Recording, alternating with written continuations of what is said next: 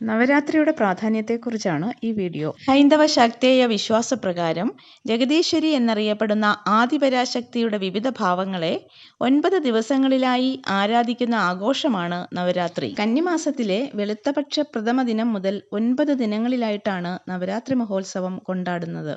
ഈ 9 ദിവസങ്ങളിലായി ആദിപരാശക്തിയുടെ 9 ഭാവങ്ങളെയാണ് ആരാധിക്കുന്നത്.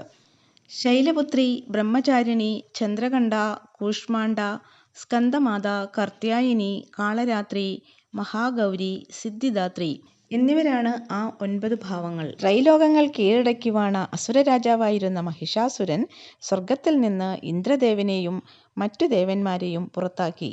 ത്രിമൂർത്തികളായ ബ്രഹ്മ, വിഷ്ണു, പരമേശ്വരന്മാരുടെ നിർദ്ദേശപ്രകാരം പാർവതീദേവി, സരസ്വതീദേവി, ലക്ഷ്മീദേവി എന്നീ ദേവതകളുടെ എല്ലാം തേജസ് ഒന്നായി ചേർന്ന് രൂപമെടുത്തതാണ് ദുർഗാദേവി എന്ന ഐതിഹ്യം. ദുർഗാദേവി മഹിഷാസുരനെ വധിച്ച് വിജയം വരിച്ചതാണ് വിജയദശമി എന്ന് വിശ്വസിക്കപ്പെടുന്നു. നവരാത്രിയിൽ ആദ്യ 3 ദിവസം പാർവതീദേവിയെയും അടുത്ത 3 ദിവസം ലക്ഷ്മീദേവിയെയും അവസാന 3 ദിവസം സരസ്വതീദേവിയെയുമാണ് പൂജിക്കുന്നത്. നവരാത്രിയുടെ അവസാനത്തെ 3 ദിവസങ്ങളാണ് ഏറ്റവും പ്രധാനപ്പെട്ടവ.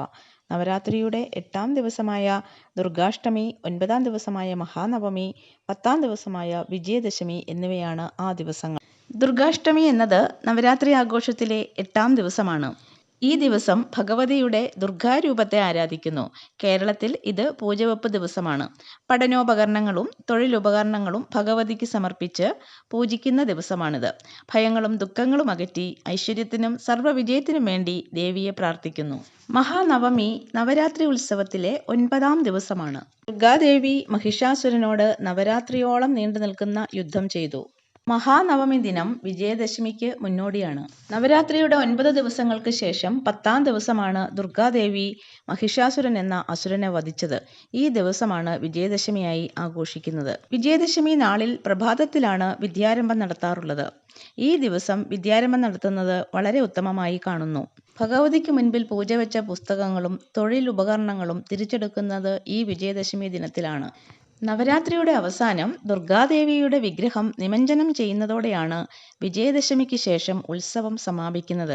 വിജയദശമി എന്നത് തിന്മയുടെ മേൽ നന്മയുടെ വിജയത്തെ കാണിച്ചു തരുന്നു. അതുപോലെ തന്നെ എല്ലാ ശുഭകാര്യങ്ങൾക്കും വിജയദശമി ദിനത്തിൽ തുടക്കം കുറിക്കുന്നത് അത്യുത്തമമാണ്.